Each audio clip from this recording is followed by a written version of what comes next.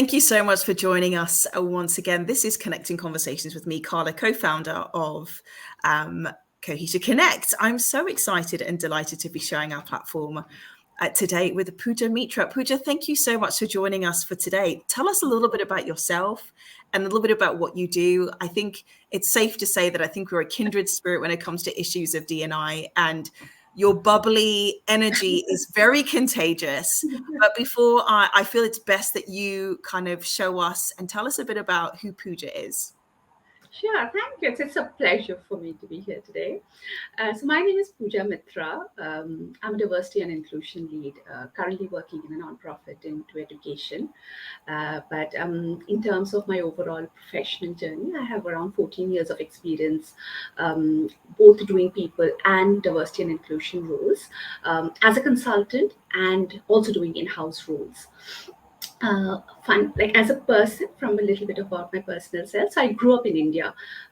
First 26 of years of my life, I never took an international flight. I mean, to be honest, I didn't even take a domestic flight, to be honest with you. So that's when I'm 38 now, by the way. That was the first time I took a years. flight. I love that. First flight, 26 years. Amazing. Yeah, I took my first flight and came to the UK. And I was following my love here, so my then boyfriend moved here for work, so there was 6 months of long distance, and I think at that point the only thing that mattered to me was like I just need to be with him, and I think that's a good decision. I kind of feel now, but I followed him here, and then yeah, I obviously from there I went back to India again, worked there for a few years. I also briefly spent some time in South Africa and Middle East. So I worked in different regions. That's me. Married, single child, spoiled, definitely spoiled. Love fish curry and rice. Wow. Speak two other languages other than English. So English is not my first language. Bengali is my first language. So I speak Bengali and Hindi also, which is another language in India. So that's me a little bit in brief. I mean, this is a great story already. I love that. So you've already got quite, should I say, a diverse level of experience. The level of work that you were engaging in when you're working in South Africa and you mentioned the Middle East, was it in similar kind of capacities or was it very different things? I guess what I'm asking is, were they all to do with your DEI journey that we now know you as at this point in time? So this is a very interesting question. I think my D&I journey actually started when I was a kid. Genuinely, Wow. I mean, I feel like I said, I grew up in India in a very small coastal town of the eastern part of India, and I was from a working class.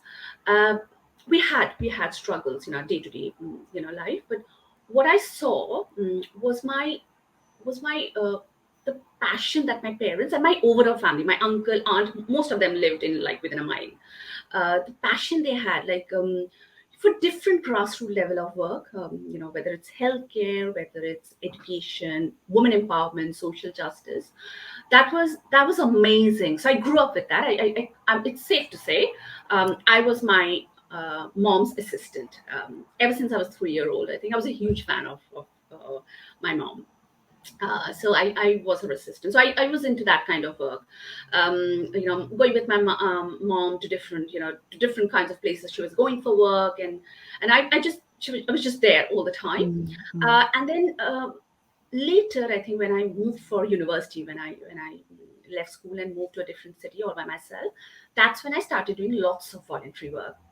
So I think from that 19 to 38 now, I've moved different cities. This is like my ninth city I'm living in, but I've always done voluntary work wherever I've gone, so more than one most of the time, and I've enjoyed them. I think they have shaped me as a person.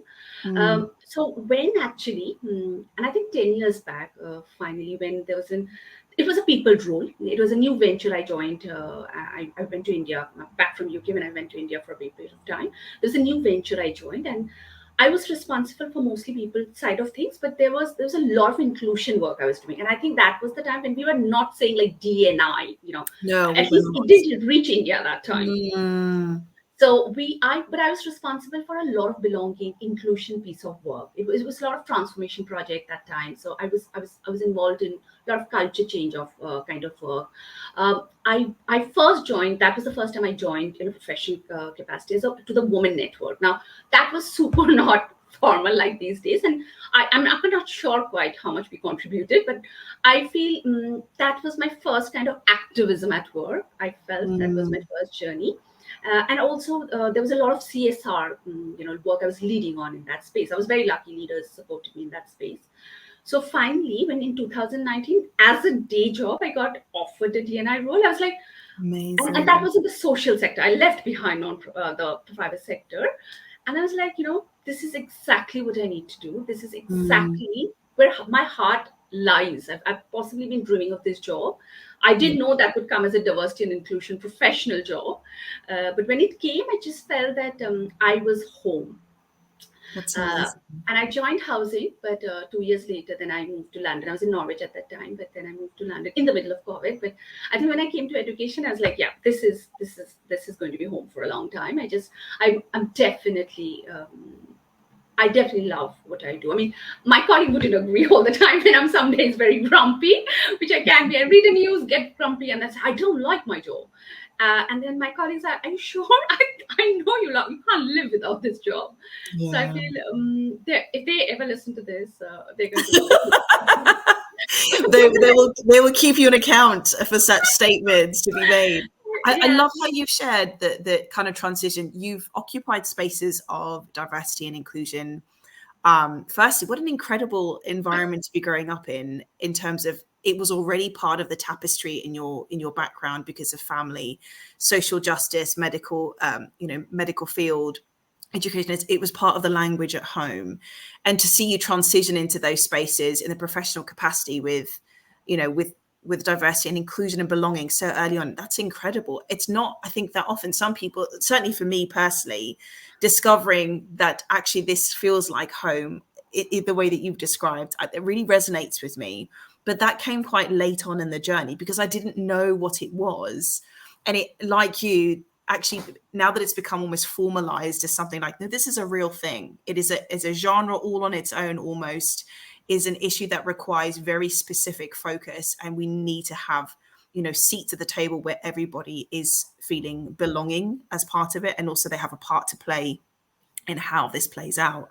How did you find the contrast between you're in a professional capacity within commercial or corporate, and now you said now it feels like home, being in an education setting? What did you notice in kind of like the differences into how diversity inclusion has kind of been navigated in these two very separate types of spheres? So it's very unfair for me to say I know the difference, because when I was in the private sector, that was not the time GNI really did come up in such formal capacity. But Right. I doubt even in non-profit and not all, but I think most social sector also the DNI role didn't evolve very Mm, long ago. There were race specialists. There were lots of like amazing people that are doing lots of work in the background, and I doubt how many people got recognized for that. But the mm, reality, it was never so structured. So it's very unfair for me to say how did it make a difference. But all I mhm. know that in the social sector, uh, equality is not an unknown thing. Everything do is not for profit. Everything they do is for the social justice. Everything they do is for that equality. Mm, But the mm, only thing that happened recently, and I think that is how DNI evolved, is mm. equity started getting factored in. Equality is great, that's the end goal, but then equity started getting factored Yeah, in. So yeah, more structured work started happening. So my role was created in the first place. Then a strategy, which is like an overarching strategy for any yeah, organization.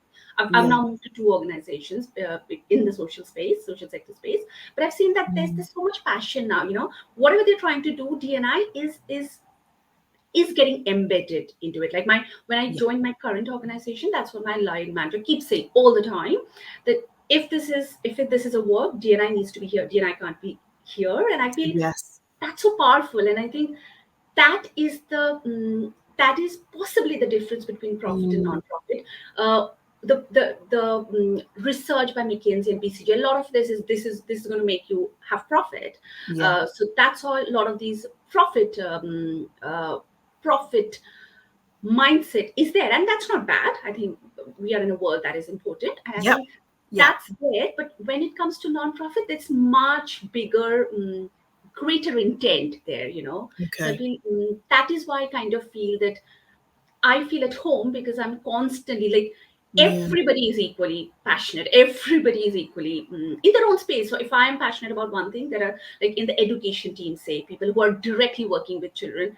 They're Mm, so much more passionate, and they're so knowledgeable. Like, I've never been in a classroom, like as a professional, but when I mm, work with professional, they just want more. They're just hungry for more, to know yeah. more about Yeah. this, and to embed the work, and it takes time.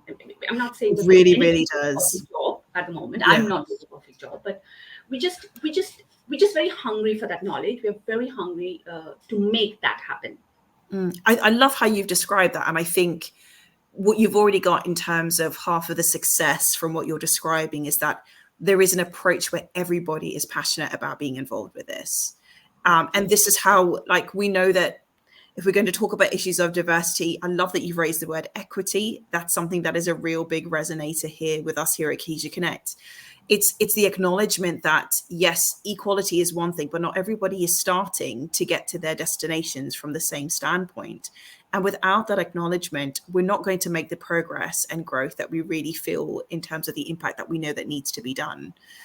And I love that you raised that in terms of where the environment you're in, that you see that everybody wants to learn, that everybody wants to get involved, and everybody's openness, because I wish so much more was like that.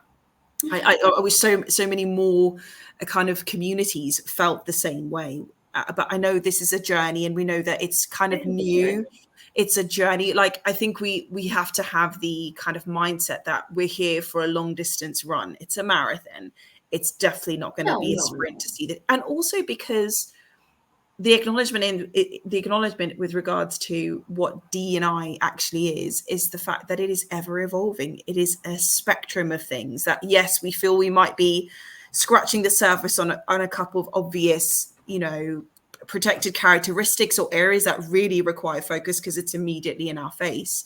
But there's actually nuances along the way in so many capacities.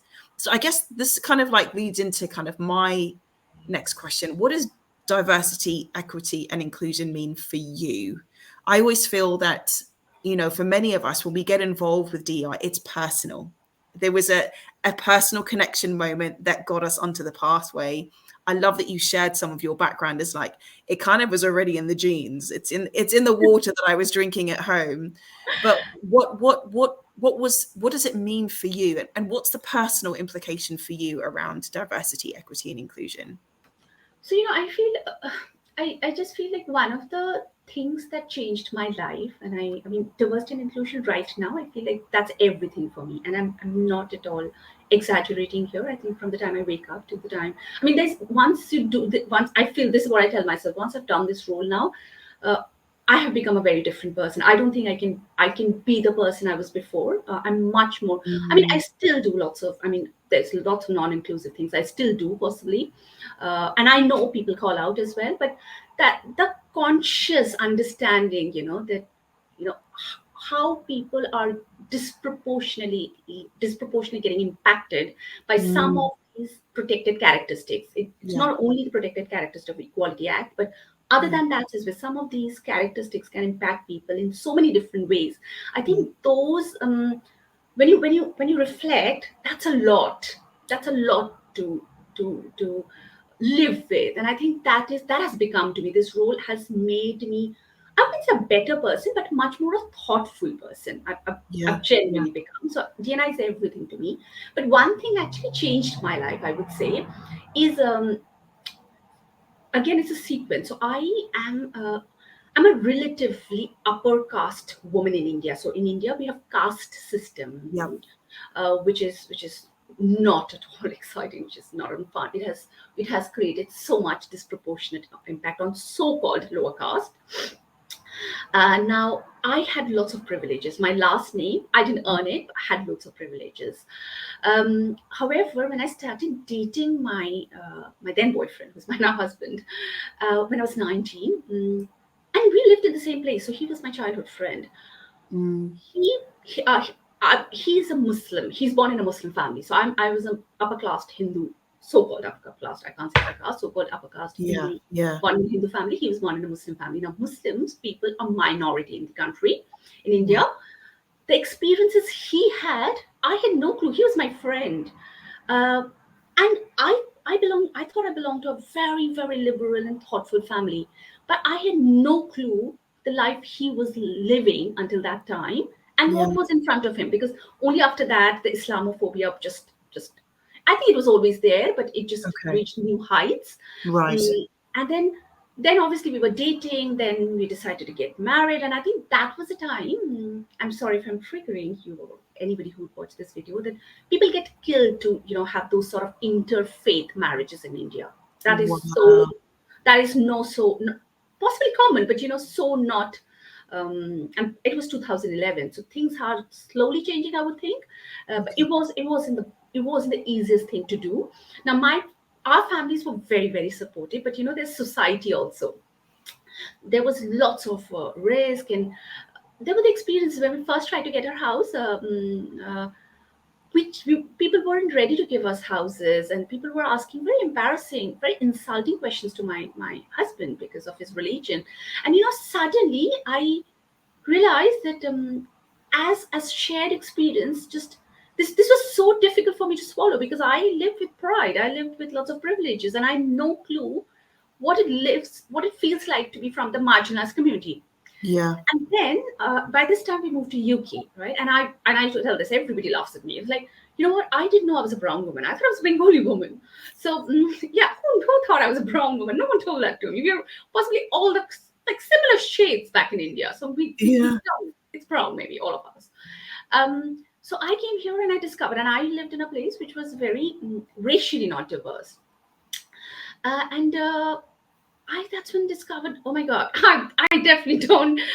That's not fun to be a brown woman in this small city. And the way I was reacting. So if there was a microaggression or say racism we were facing in the street or Mm, somewhere, mm. the way my partner was reacting was very different to I was reacting. I was more angry, but he was like, yeah, it just happens all the time. But then I realized that, Mm.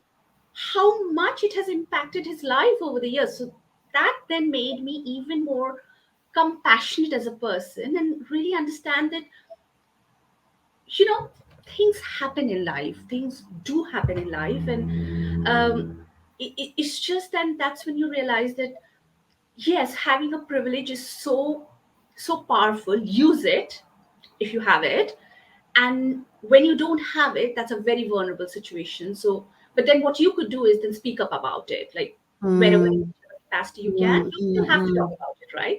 So I feel Yeah. like that complete that this incident, me dating someone from a different religion, who was a minority in India, then moving to England, all of this shaped me as a person as well, I feel.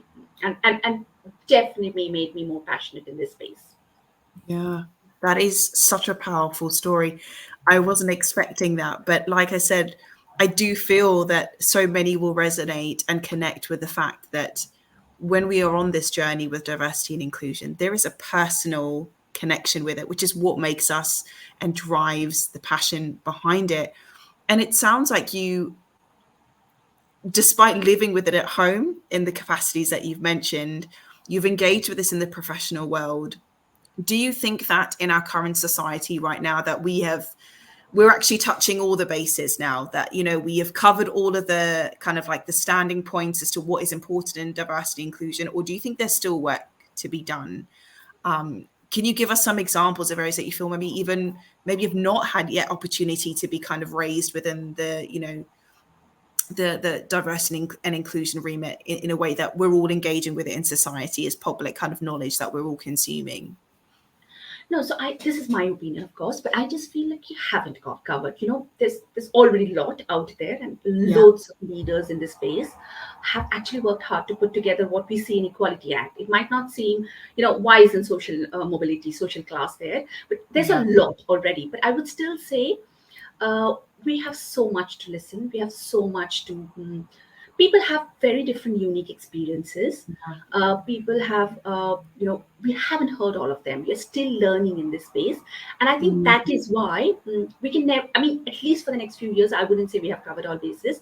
A classic example is, I just read about that in BBC the other day about the Indo-Caribbean community, how okay, people have felt they've not been heard, mm, and how during the Windrush generation, when they were traveling in the boat, people from Indo-Caribbean background, they had traveled here. Now they have very different cultures, so they may look like people from South Asia, but they're not. They have traveled like 5 generations before, yeah, and they have a very, very different culture, but not necessarily that's known to all of us, and they have felt not included, and they felt a yeah, bit isolated.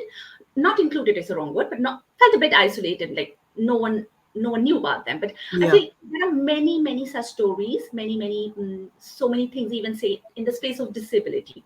mm, So, mm, and I know there are some of these bigger categories that would be there, but I just feel that we are not there yet where we can say, we have identified all bases.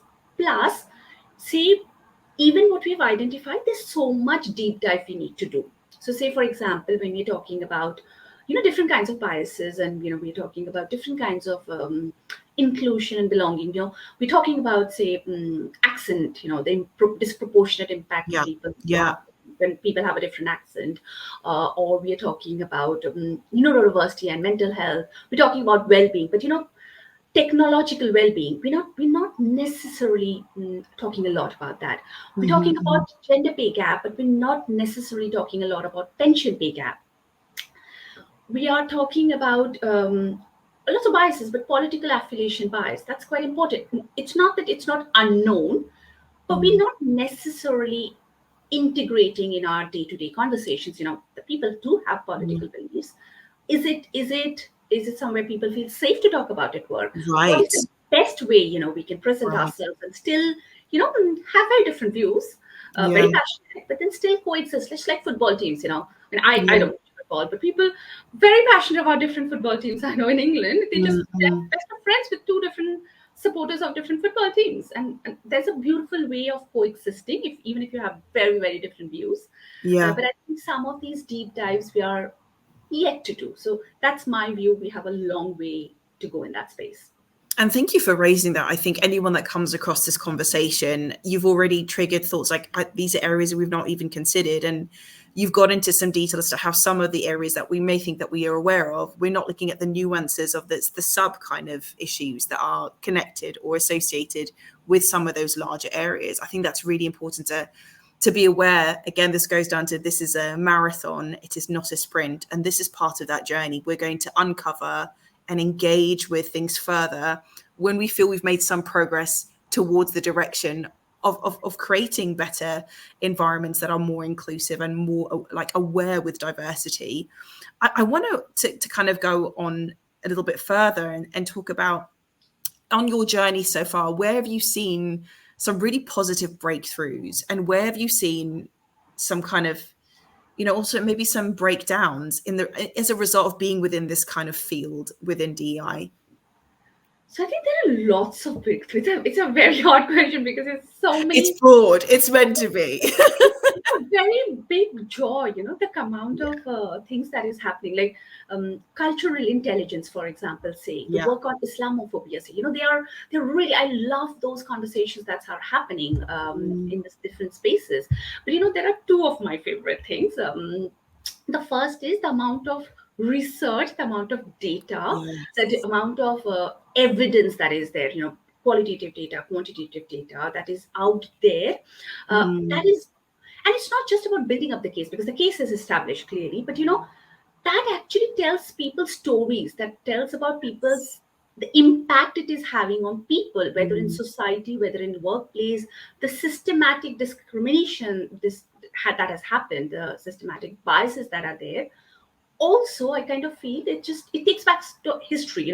For example, I was watching this yesterday. I'm so happy about this. I can't stop talking about this. That we have always heard about this phrase that men are hunters and women are gatherers. I didn't hear it, by the way. I don't think anybody had the courage to ever say this in front of me ever since I was in school. I did. English is not my first language, but obviously I know similar things like that. Some professions Mm. for women and all of those.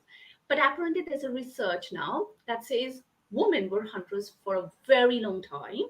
Not only were they hunters, they were making weapons as well. There's a research Wow. discovered, they found, the bones of a woman who used a big weapon, and I think that's where it's just that's where it's just it's just bringing those facts in, taking us back to history. So I feel like that is very powerful. Like that just gives us so much power and energy to be working in this space. And I think most Mm. importantly, hearing Yeah. people's life from the past as well.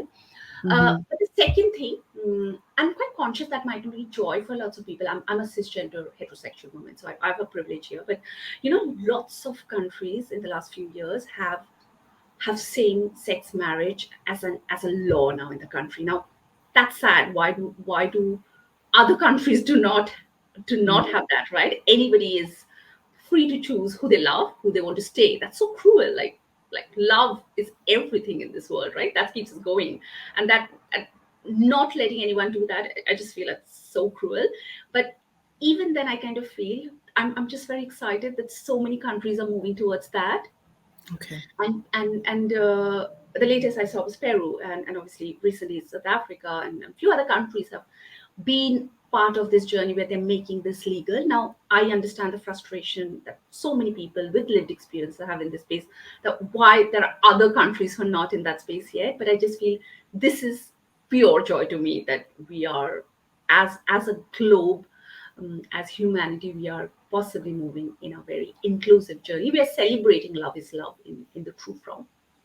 That's so interesting to hear that. And you sound like not only are you a champion for inclusion, you sound very much like an ally. And you mentioned, in our previous conversations, getting to know each other, you've recognized what your privileges are and how that should really be used, not just for in a sense of giving oneself self-confidence, but also how you use that platform to elevate those that do not have that as a privilege, but are living in that as a vulnerability.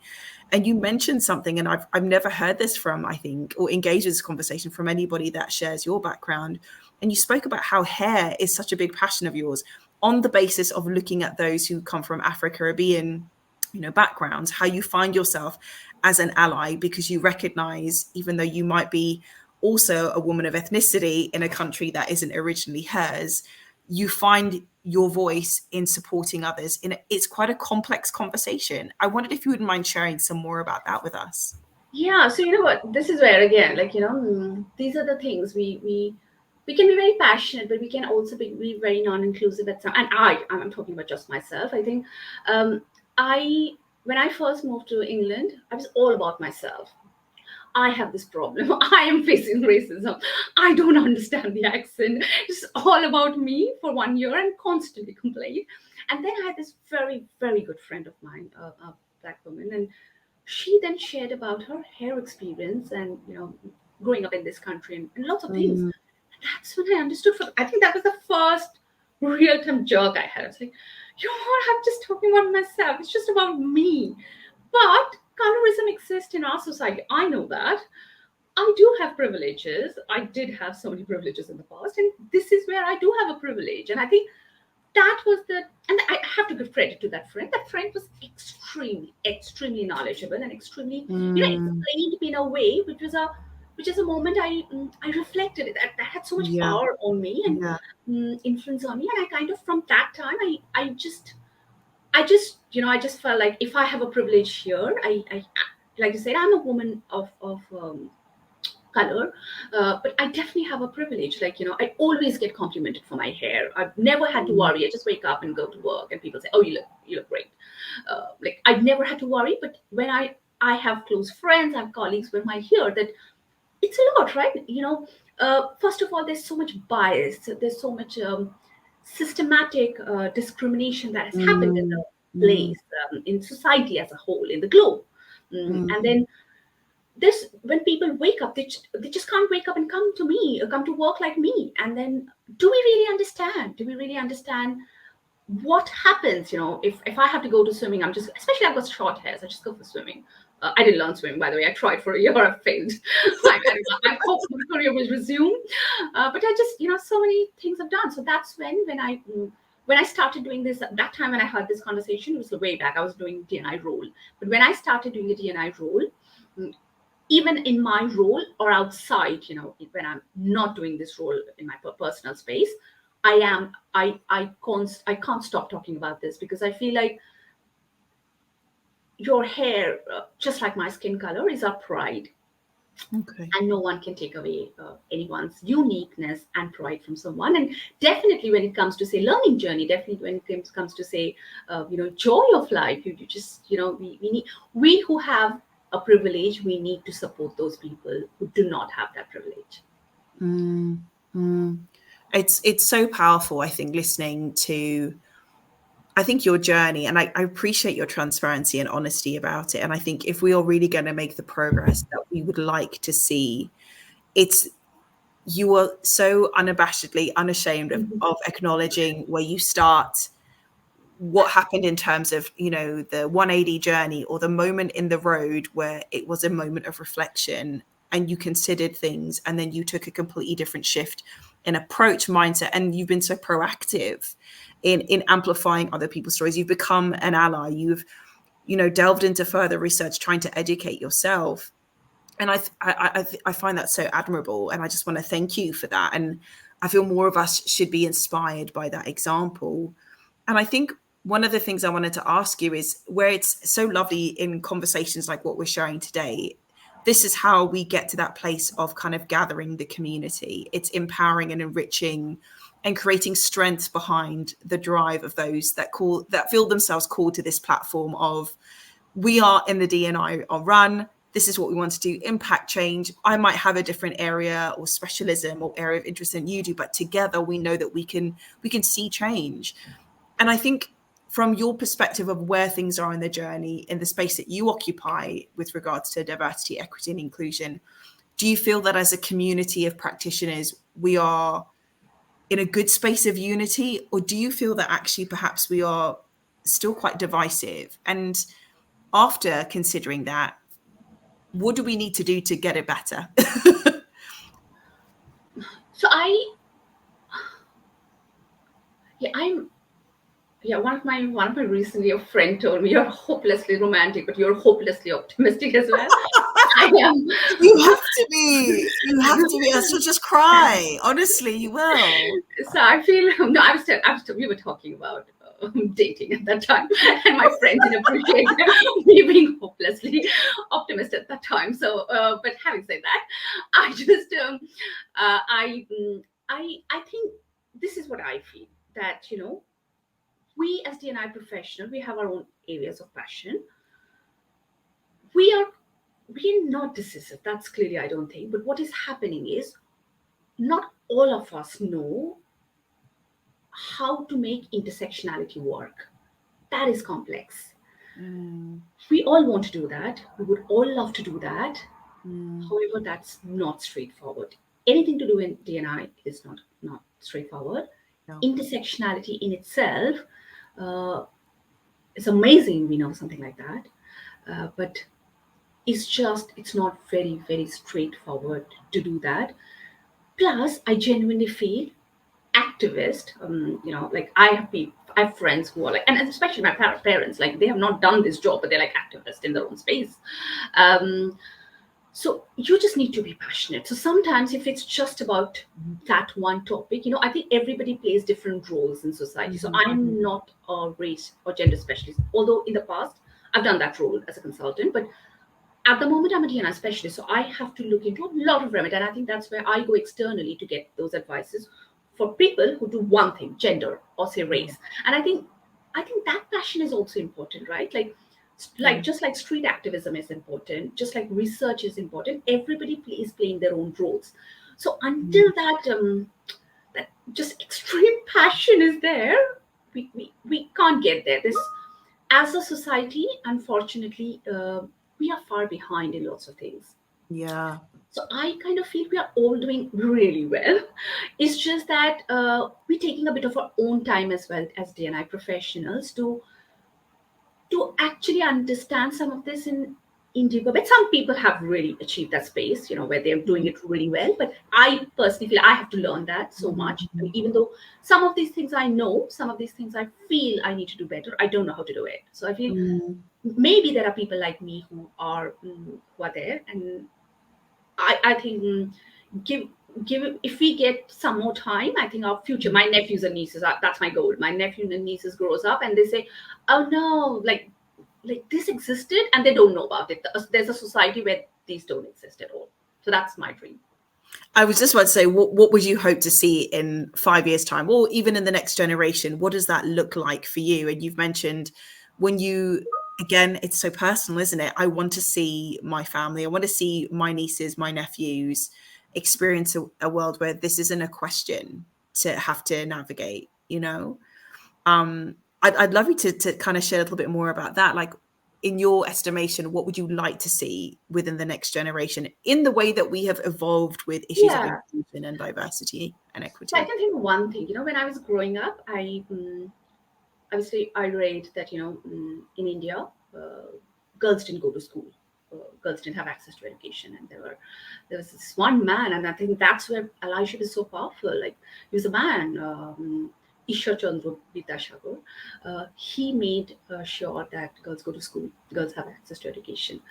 Um, and then later, there were lots of other people also made lots of these things, lots of men actually, and a lot of women as well, of course. But they made that happen. So I think I'll go back to education, that I could go to school, and I couldn't imagine where I wouldn't have the option to go to school. I'm like, I didn't want to go to school. That might be the case. And I think secretly, me and my best friend, we have not liked Ishwar Chandra Vidyashagar is someone I love now. But I kind of think we weren't sure why did he do that to us in the first place when we were growing up. We had to go to school, and we were lucky, but we don't understand those privileges, right? Like, I went to even though I was from a working class, I went to a private school. Not that private school in India is similar to private school in England, but I had loads of privileges.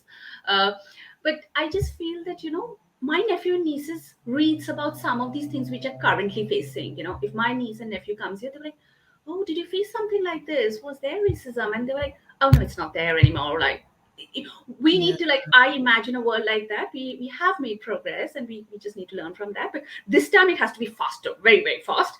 So uh, when they grow up, they're just going to hear there's a stories, impossible stories, and I think that's my just dream. And I don't know if that's going to happen so soon, but that's just my dream. And I think it's so many of us share that dream. Pooja, it's just been an absolute privilege to speak with you today. And as we draw to a close, I just want to thank you for sharing like your personal story with your journey onto diversity, equity, inclusion. And I love that you said this is actually my life. It's not something that I put on a shelf and pick it up in the morning, or it's like a hat that I put on and then I take it off. It's so embedded in your personhood. It's embedded in your personal development, in your personal growth, how you see the world, how you would love to see generations experience a future world. And that's just been so inspiring to hear.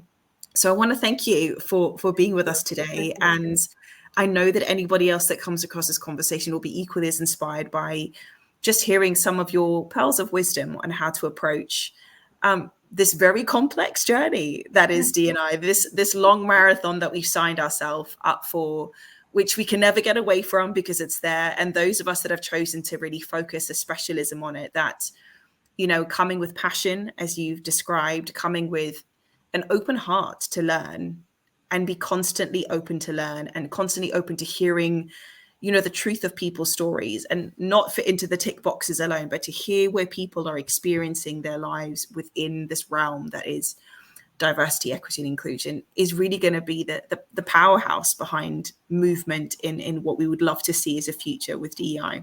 Pooja, thank you so much for your time, and God bless, and hopefully we'll get to chat to you again soon. Thank you so much.